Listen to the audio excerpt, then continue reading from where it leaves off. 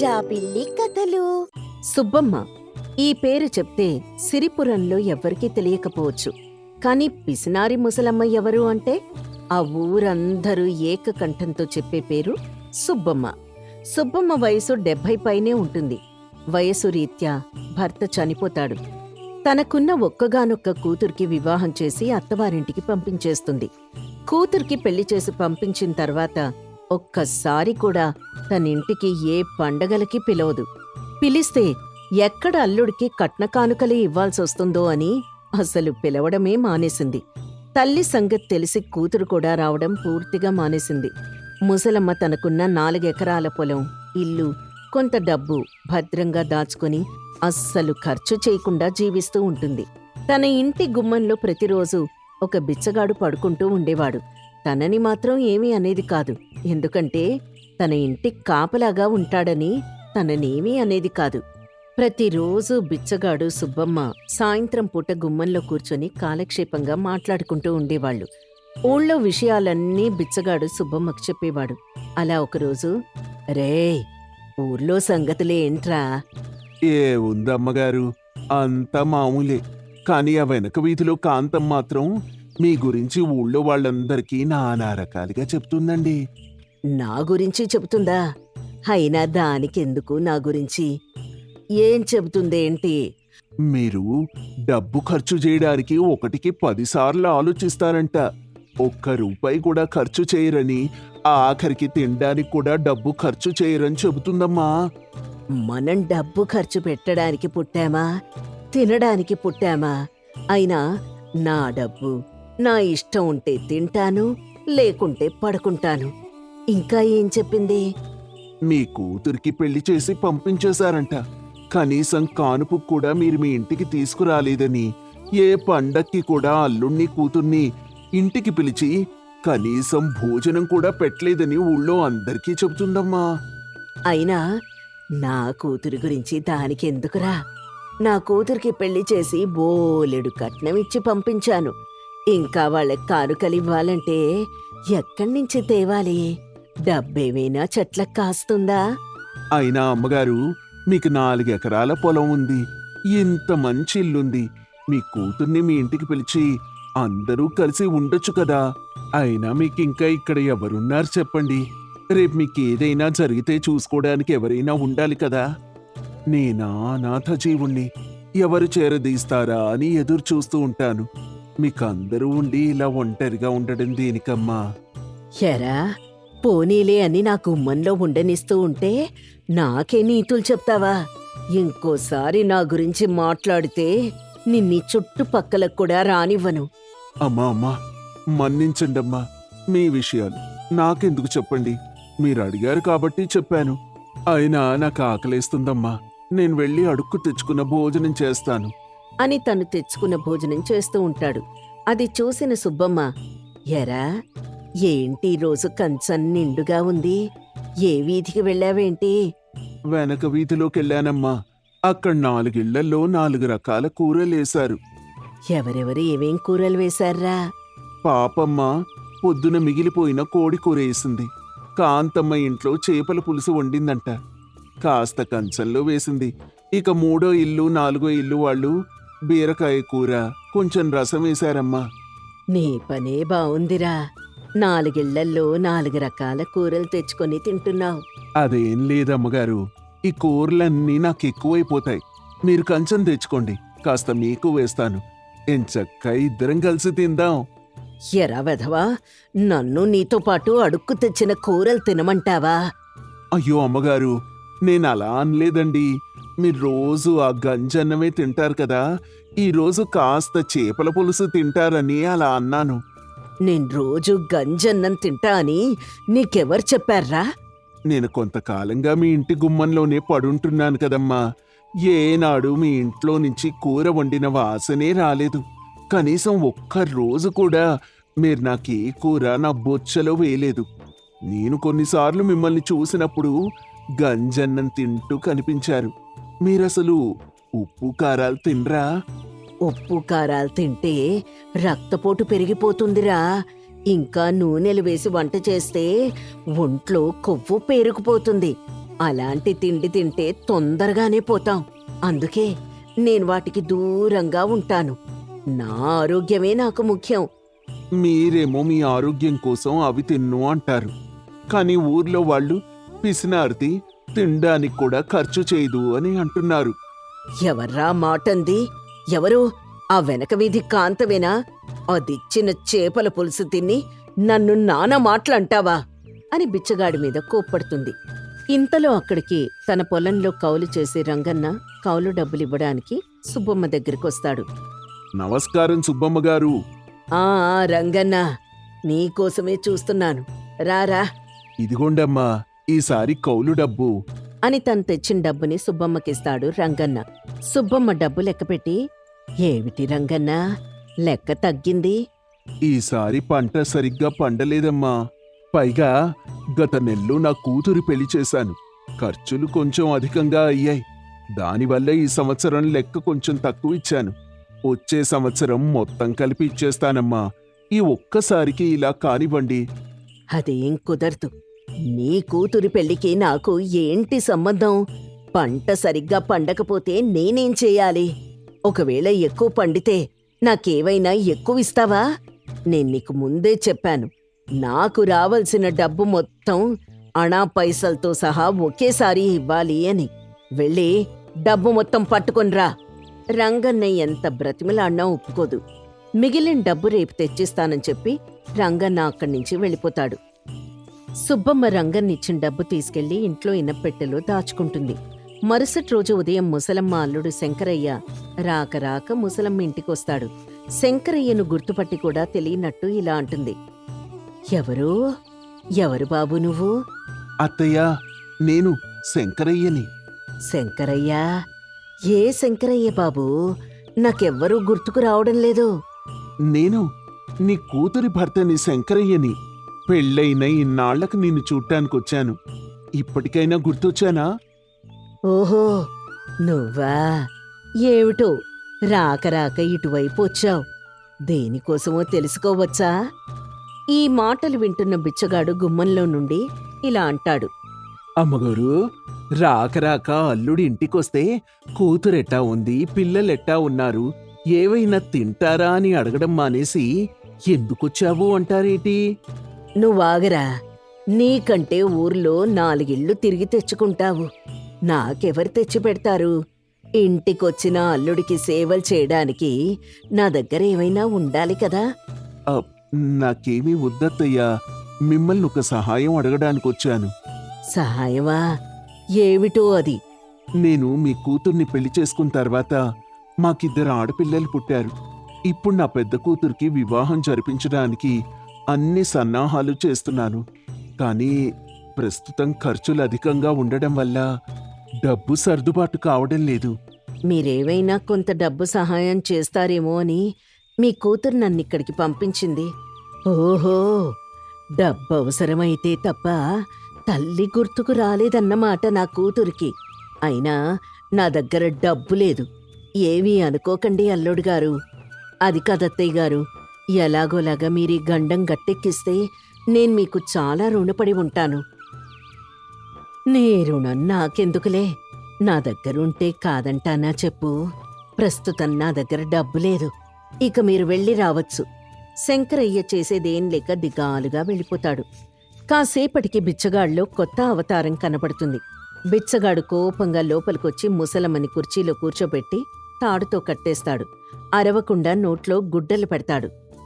నువ్వు మనిషివా, జంతువ్వా? కన్న కూతురి పెళ్లి కోసం కష్టాల్లో ఉన్నా అని నీ దగ్గర అర్థించిన నీ అల్లుడికి కనీస సహాయం కూడా చేయలేని నువ్వు నిజంగా జంతువే. రాత్రే కదా రంగయ్య తన పంట కౌలు డబ్బులు తెచ్చి మరీ ఇచ్చాడు. నీ దగ్గర డబ్బు లేదని నీ అల్లుడికి అబద్ధం చెప్తావా? రాక రాక అల్లుడి నాళ్ళకు నీ దగ్గరకొస్తే కనీసం మంచినీళ్లు కూడా ఇవ్వకుండా తనని బాధ పెట్టి పంపించేశావు. రేపు నువ్వు చస్తే నీకు తలకొరివి పెట్టాల్సింది అతనే. అదెలా మర్చిపోయావు? మనిషివై పుట్టాక కొంచెం మానవత్వం ఉండాలి. ఆడదానివి నీ కూతురి బాధని కాస్తైనా అర్థం చేసుకొనుంటే ఈ రోజున ఇలా చేసేదానివే కాదు, పైగా ముసల్దానివి, రేపో మాపో పోయేదానివి. పోతూ పోతూ ఈ సొమ్మంతా మూట కట్టుకొని పోతావా? ఇంకా నీకు మిగిలిందెవరు? నీ కూతురు, నీ మనవరాళ్లేగా. నేనెవరో నీకు తెలియదు కదా. నేను పేరు మోసిన గజ దొంగని. బిచ్చగాడి వేషంలో ఊరూరు తిరిగి దొంగతనాలు చేస్తూ ఉంటాను. ఎన్నాళ్ళు అదను కోసం ఎదురు చూశాను. ఇప్పుడు దొరికావు. నీ దగ్గర దొంగతనం చేయడం తప్పే కాదు. మర్యాదగా నీ ఇనప్పెట్టె తాళాలివ్వో. ముసలమ్మ ఇవ్వను అని తల అడ్డంగా ఊపుతుంది. బలవంతంగా తన దగ్గర ఉన్న తాళాలు తీసుకుని ఇనప్పెట్టె తీసి అందులో ఉన్న నగలు, బంగారం తీసుకుని వెళ్తాడు. డబ్బుని మాత్రం అక్కడే వదిలేస్తాడు. పోతూ పోతూ ముసలమ్మతో ఇలా అంటాడు. ఇకనైనా కాస్త మనిషిలా మారి ఎదుటివాడికి సహాయం చేయడం నేర్చుకో. పోయేటప్పుడు నీకు తోడు వచ్చేది నువ్వు చేసే పుణ్యమే. నేను బంగారం మాత్రమే తీసుకెళ్తున్నాను. డబ్బు నీకే వదిలి వెళ్తున్నావు. మీ అల్లుణ్ణి చూస్తే దొంగనైన నాకే జాలి కలిగింది. తన కూతురి పెళ్లి కోసం నానా అవస్థలు పడుతున్నాడు. నువ్వు అతనికి సహాయం చేయకపోతే మళ్ళీ వచ్చి ఏదో రోజు మొత్తం దోచుకొని పోతాను. గుర్తుంచుకో అని కట్లు విప్పేసి వెళ్ళిపోతాడు. దొంగ వల్ల జ్ఞానోదయం కలిగిన ముసలమ్మ కన్నీళ్లు పెట్టుకుంటూ అలా కూర్చునుండిపోతుంది. ముసలమ్మ ఏడుస్తూ తన మనసులో ఇలా అనుకుంటుంది. నాకు జరగాల్సిన శాస్తే జరిగింది. ఏనాడు ఒకరికి సహాయం చేయలేదు. చివరికి నా కొడుకు లాంటి అల్లుడికి కూడా సహాయం చేయలేదు. ప్రతిరోజు నా ఇంటి ముందు పడుకొని నా ఇంట్లో జరిగే విషయాలన్నీ కనిపెట్టి నా ఇంటికే కన్నం వేశాడు. నాకు జరగాల్సిన శాస్తే ఇది. నా అనుకున్న వాళ్ళందర్నీ దూరం చేసుకొని డబ్బు మీద వ్యామోహంతో నా నాశనాన్ని నేనే కోరి తెచ్చుకున్నాను అని బాధపడుతుంది. మరుసటి రోజు ఉదయం తన దగ్గరున్న డబ్బు మొత్తాన్ని తీసుకుని తన కూతురు దగ్గరికి వెళ్తుంది. కూతురింటికి వెళ్లేసరికి కూతురు, అల్లుడు, మనవరాళ్ళు ఎంతో ప్రేమగా ఆమెని పలకరిస్తారు. వారి ప్రేమాభిమానాలకి తను ఇన్నాళ్లు దూరమైనందుకు చాలా బాధపడుతుంది. జరిగిందంతా వారికి చెప్పి బాధపడుతుంది. తను తీసుకొచ్చిన డబ్బుని తన అల్లుడికిచ్చి మనవరాలి పెళ్లి ఘనంగా జరిపిస్తుంది. ఆ రోజు నుంచి ముసలమ్మ తనకు తోచిన సహాయం చేస్తూ అందరితో కలివిడిగా ఉంటుంది. నాగవళి రాజ్యాన్ని పరిపాలించే విజయేంద్ర మహారాజు అనారోగ్య కారణంగా మరణించారు. తర్వాత రాజ్య పరిపాలన విజయేంద్ర మహారాజు కుమారుడు విక్రమసేనుడి చేతికి వచ్చింది. విక్రమసేనుడు వయసులో చాలా చిన్నవాడు. అయినా యుద్ధ విద్యల్లో ఆరితేరిన వీరుడు. కాని విజయేంద్ర మహారాజు మరణం తర్వాత రాజ్యంలో ఉండే సామంత రాజులు ఎలాగైనా విక్రమసేనుణ్ణి తప్పించి వారిలో ఒకరు రాజ్యపాలన దక్కించుకోవాలని కుటిల రాజకీయాలు నడుపుతున్నారు. రాజ్యంలో సభ జరుగుతూ ఉండగా సభలో సామంతరాజులు, విక్రమసేనుడు, ప్రజలు ఉంటారు. సభను ప్రారంభించండి. సామంతరాజుల్లో ఒకరైన భద్రుడు ముందుకు వచ్చి, రాజా, ఈ కూలీలు నా వద్ద ధనం అప్పుగా తీసుకుని ఇప్పుడు తిరిగి కట్టమనంటే తిరిగివ్వకుండా వాదిస్తున్నారు. పైగా నేనేదో వారి సొమ్ము దోచుకుంటున్నట్టుగా నాపైనే అభాండాలు వేస్తున్నారు. ధర్మప్రభువులు, మీరే తగిన న్యాయం చెప్పగలరు. భద్రుడు మోసకారి అని విక్రమసేనుడికి తెలుసు. పేదలకు రుణాలిచ్చి వారి దగ్గర అధిక వడ్డీ రాబట్టి ధనం సంపాదిస్తాడని, వారు తిరిగి చెల్లించకపోయినట్లయితే వారి భూమి జప్తు చేస్తాడని అక్కడ సభలో అందరికీ తెలుసు. అయినా భద్రుడు వినయం నటిస్తూ రాజుగారికి మాయమాటల్ని నిజాలుగా వివరిస్తాడు. అసలు జరిగిన విషయం వివరించండి. ప్రజల్లో నుంచి నలుగురు ముందుకొస్తారు. వారిలో ఒకరు ఇలా అంటారు. రాజా, ముందుగా మీకు విన్నవించుకునే విషయం ఏంటంటే, మేం కూలీలం కాదు, మీ రాజ్య పాలనలో నివసిస్తున్న రైతులం. నా పేరు రామన్న. ఏమిటి, వీరు రైతులైతే వీళ్ళని కూలీలుగా ఎందుకు పరిచయం చేస్తున్నారు అని భద్రుడిపై కోపగించుకుంటాడు.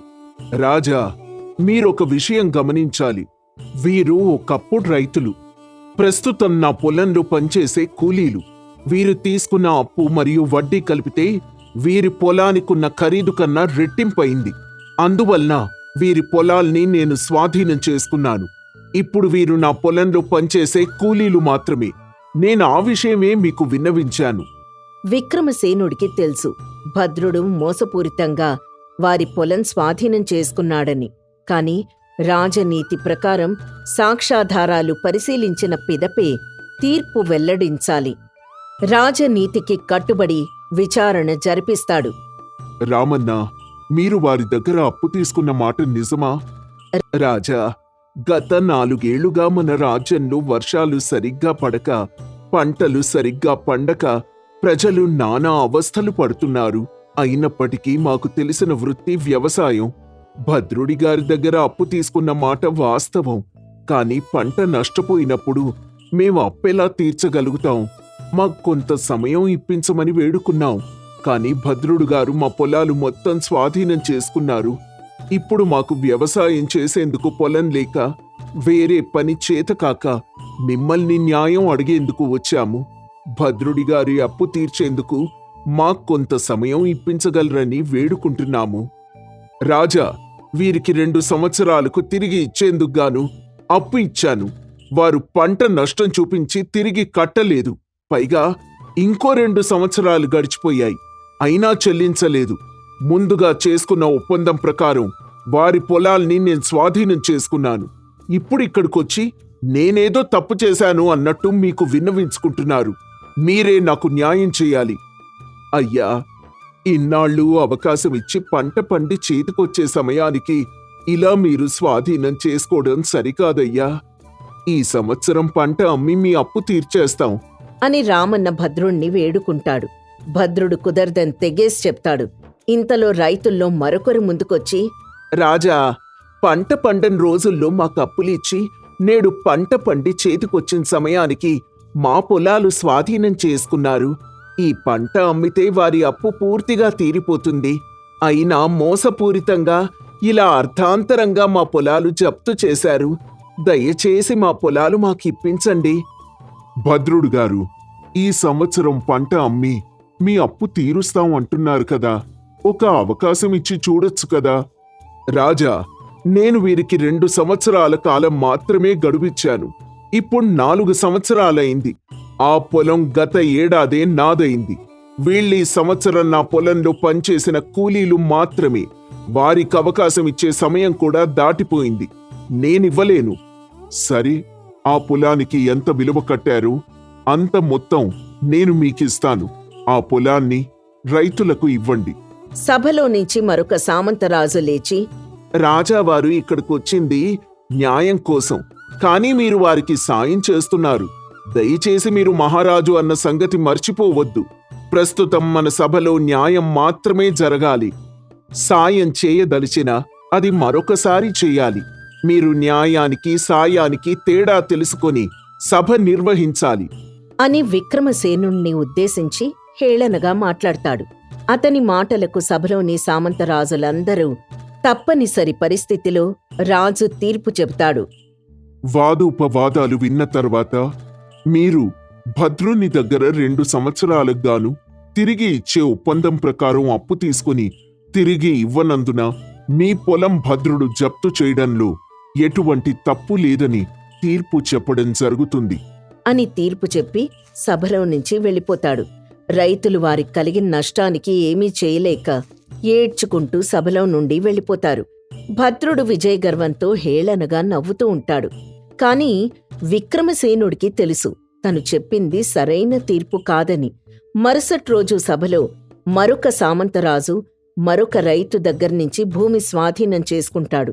ఇలా ప్రతిరోజూ సభలో సామంతరాజులు నిరుపేద రైతుల కుటుంబాలను మోసం చేసి వారి ఆస్తులను జప్తు చేస్తూ ఉంటారు. కాని సాక్ష్యాధారాలన్నీ కూడా సామంతరాజులకు అనుకూలంగా ఉండేసరికి విక్రమసేనుడు సరైన తీర్పివ్వలేక సతమతమవుతూ ఉంటాడు. ఇలా జరుగుతున్నప్పుడు ఒకరోజు ఆ రాజ్యంలోకి ఒక ముసుగు దొంగ ప్రవేశిస్తాడు. అతడు భద్రుడి ఇంటిలో చొరబడి దొంగతనం చేస్తూ ఉండగా భద్రుడు నిద్రలేచి, ఎవడివిరా నువ్వు? సామంతరాజునైనా నా ఇంట్లోకే దొంగతనానికొచ్చావా? నీ అంతు చూస్తాను అని ముసుగు దొంగపై యుద్ధానికి దిగుతాడు. ముసుగు దొంగ అతన్ని చితకబాది ఇలా అంటాడు. నేను దొంగను కాని నీలా అభం శుభం తెలియని అమాయక రైతుల దగ్గర నుంచి కాజేసేవాణ్ణి కాదు. నీకొక అవకాశం ఇస్తున్నా. నువ్వు రైతుల దగ్గర కాజేసిన పొలాల్ని స్థలాల్ని ఎవరివి వారికివ్వాలి, లేకపోతే నీ ప్రాణం తీస్తా అని బెదిరిస్తాడు. తప్పనిసరి భద్రుడు, దొంగగారు, నన్ను కొట్టద్దు. నేను మీరు చెప్పినట్టుగానే చేస్తాను. రేపే సభలో నేను కాజేసినవన్నీ తిరిగిచ్చేస్తాను. నన్ను నమ్మండి దొంగగారు. నేను నీ దగ్గర నుండి ఏమీ తీసుకొని వెళ్ళడం లేదు. నీవు కనుక చెప్పింది చెప్పినట్టు చేయకపోతే నీ సంగతి చెప్తా. మీ గొంతు వింటే ఎవరో తెలిసిన వ్యక్తిలా అనిపిస్తోంది. ఇంతకీ మీరెవరో తెలుసుకోవచ్చా? ఒకసారి మీ ముసుగు తొలగిస్తారా? నేను మీ అందరికీ కావలసిన వాణ్ణి. గతంలో మీరందరూ నాకు భయపడిన వారే. మీ అందరికీ చాలా సుపరిచితుణ్ణి. నా పేరు కొండవీటి దొంగ. దొంగ తన పేరు కొండవీటి దొంగ అని చెప్పేసరికి భద్రుల్లో భయం రెట్టింపవుతుంది. భద్రుడికి హెచ్చరిక జారీ చేసి దొంగ అక్కడ్నించి వెళ్ళిపోతాడు. మరుసటి రోజు భద్రుడు రాజసభలో, రాజా, ఎవడో కొండవీటి దొంగంట ముసుగు వేసుకుని రాత్రి నా ఇంట్లో జొరబడి నన్ను చిత్తకొట్టి నా కష్టార్జితాన్ని ప్రజలకు పంచేయాలని హెచ్చరిక జారీ చేసి మరీ వెళ్ళాడు. పైగా ఏ రాజు కూడా నన్ను పట్టుకోలేడని ప్రగల్భాలు పలికాడు. ఇలా దొంగ గురించి ఉన్నవి లేనివి కల్పిత కట్టుకథలు రాజుకి వివరిస్తాడు. విక్రమసేనుడు మంత్రిని పిలిచి, మహామంత్రి, ఎవరి కొండవీటి దొంగ? ఈ పేరు ఎక్కడో విన్నట్టుగా ఉంది. మీకేమైనా తెలుసునా? మహారాజా, నేను కూడా ఈ పేరు విన్నాను. ఒకానొక సమయంలో ప్రజలను హింసించే ఆసాములను ముసుగు వేసుకొని గుర్రం మీద వచ్చి దోచుకొని మళ్లీ ఆ సొమ్మును పేద బడుగు వర్గాలకి పంచేవాడు. అది కూడా చాలా కాలం క్రితం జరిగింది. అయినా అది వాస్తవం అనడానికి ఎటువంటి సాక్ష్యాలు లేవు. మా చిన్నతనంలో వాటిని కట్టుకథలుగా చెప్పేవారు. కాని ఇప్పుడతను ఎలా వచ్చాడనేదే చిక్కు ప్రశ్నలా మారింది. కథల్లో ఉండే కొండవీటి దొంగ ఇప్పుడు నిజంగా వచ్చాడు అనడానికి రుజువేమిటి? నిన్ను కొట్టింది అతనే అనడానికి సాక్ష్యమేంటి? అయ్యా, కొండవీటి దొంగ వచ్చాడు అనడానికి నేనే ప్రత్యక్ష సాక్షిని. నేను గాని నా దగ్గర ఉన్న సొత్తుని ప్రజలకు పంచకపోతే నా అంతు చూస్తానని సవాలు విసిరి మరీ వెళ్ళాడు. మీరే నాకు రక్షణ కల్పించాలి. అయినా ఆ కొండవీటి దొంగ చెప్పినట్టుగా చేయవచ్చు కదా. మీ ప్రాణాలు మీకు దక్కుతాయి. లేకపోతే అతను ఎటువంటి అఘాయిత్యానికి పాల్పడతాడో తెలియదు. అయ్యా, ఇన్నాళ్ళు కష్టపడి రెక్కలు ముక్కలు చేసుకుని సంపాదించిన సొమ్ముని ప్రజలకు పంచమంటే మాత్రం నేనెలా పంచుతాను? మీరే ఎలాగైనా నాకు రక్షణ కల్పించాలి. అలాగే, మీరు చింతించకండి. నేటి నుండి మీ ఇంటి దగ్గర 2 సైనికుల్ని కాపలాగా నియమిస్తున్నాను. ఆ కొండవీటి దొంగ వచ్చిన ఎడల మన సైనికులు అతన్ని బంధిస్తారు అని విక్రమసేనుడు ధైర్యం చెప్పి పంపిస్తాడు.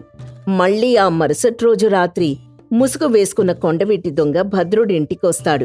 ఇంటి ముందు కాపలాగా ఉన్న 2 సైనికుల్ని కొట్టి లోపలికి ప్రవేశిస్తాడు. భద్రుడి పీక మీద కత్తి పెట్టి, ఏరా, ఇది నీవు రెక్కలు ముక్కలు చేసుకొని సంపాదించిన సొమ్మా? ప్రజల్ను పీడించి సంపాదించింది కదరా. నీదేదో ఇచ్చినట్టుగా తెగ బాధపడిపోతున్నావు. నేను మహారాజుకి సవాలు విసిరానా? ఉన్నవి లేనివి రాజుగారికి కల్పించి చెప్పినంత మాత్రాన నేనేమన్నా భయపడతానా?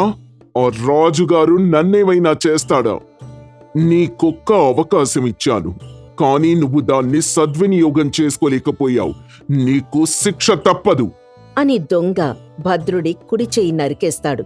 భద్రుడు దొంగ కాళ్ల మీద పడి తననేమీ చెయ్యొద్దని బ్రతిమలాడుతూ ఉంటాడు. నన్ను క్షమించండి. మీరిచ్చిన అవకాశాన్ని ఉపయోగించుకోలేకపోయాను. నాకు మరొక అవకాశం ఇప్పించండి. తప్పకుండా నేను నా సొమ్ముని ఎవరి దగ్గరైతే తీసుకున్నానో వారికి స్వయానా నా చేతులతో తిరిగిచ్చేస్తాను. నేనెవరికైనా ఒక్క అవకాశమే ఇస్తాను. రెండోసారి శిక్షించడమే. నువ్వు ఏదైతే ప్రజలకిస్తానన్నావో అది నేనే స్వయానా ఇస్తాను. నేటితో నీ చరిత్ర సమాప్తం అని దొంగ భద్రుడి తల నరికి చంపేస్తాడు. భద్రుడి ఇంట్లో ఉన్న సొమ్మును తీసుకెళ్లి ఎవరైతే తన చేత బాధించబడ్డారో వారికి పంచిపెడతాడు. ఈ విషయం రాజ్యం మొత్తం ప్రచారంలోకొస్తుంది. రాజ్యంలోని సామంత రాజుల్లో కొండవీటి దొంగ పేరు చెప్పగానే వణుకు మొదలవుతుంది. ఆ రోజు నుంచి ప్రజల్ని అకారణంగా పీడించిన సామంతరాజుల్ని దోచుకొని పేదలకు పంచి ఇస్తూ ఉంటాడు. కొండవీటి దొంగని పట్టుకోడానికి ఎన్ని విధాలుగా ప్రయత్నించినా అతను దొరకడు. ఒకరోజు ఏకాంత సమయంలో మహారాజు విక్రమసేనుడు, మంత్రి ఇద్దరూ మాట్లాడుకుంటూ ఉంటారు. మహారాజా, ఆ ముసుగు దొంగ మనం ఎంత ప్రయత్నించినా దొరక్కున్నాడు. ఏ విధంగా అతన్ని బంధించాలో తెలియకుండా ఉంది. మన సామంతరాజులందరూ అతని పేరు వింటేనే హడలిపోతున్నారు. దీనికి పరిష్కార మార్గం ఉందా లేదా?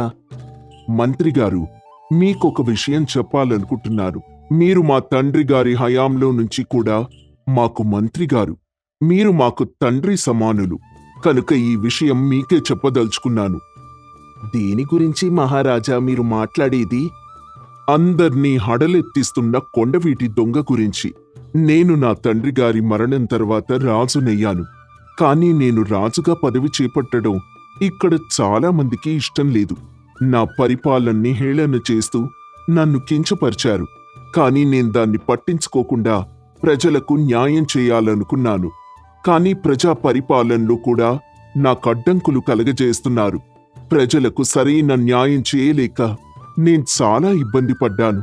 శాంతియుతంగా ప్రజలకు న్యాయం చేయాలనుకున్నాను. కానీ తప్పనిసరి పరిస్థితుల్లో హింసతోనే ప్రజలకు న్యాయం చేస్తున్నాను. రాజ్యసభలో నేనిచ్చే తీర్పుల వల్ల న్యాయం జరగడం లేదని నాకు తెలుసు. అందుకే న్యాయమైన తీర్పు ఇవ్వడానికి నేనే కొండవీటి దొంగగా మారాను. నేను చేస్తున్నది తప్పంటారా?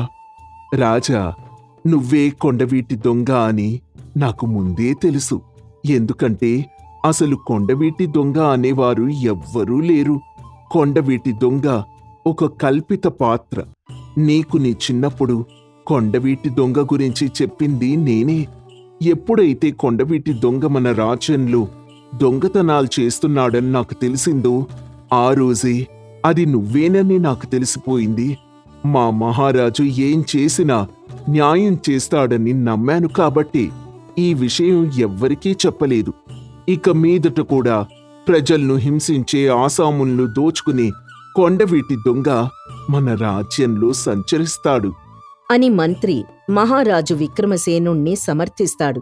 ఆ రోజు నుంచి రాజ్యసభలో న్యాయం జరగకపోతే కొండవీటి దొంగ వస్తూనే ఉంటాడు, ప్రజలకు న్యాయం చేస్తూనే ఉంటాడు.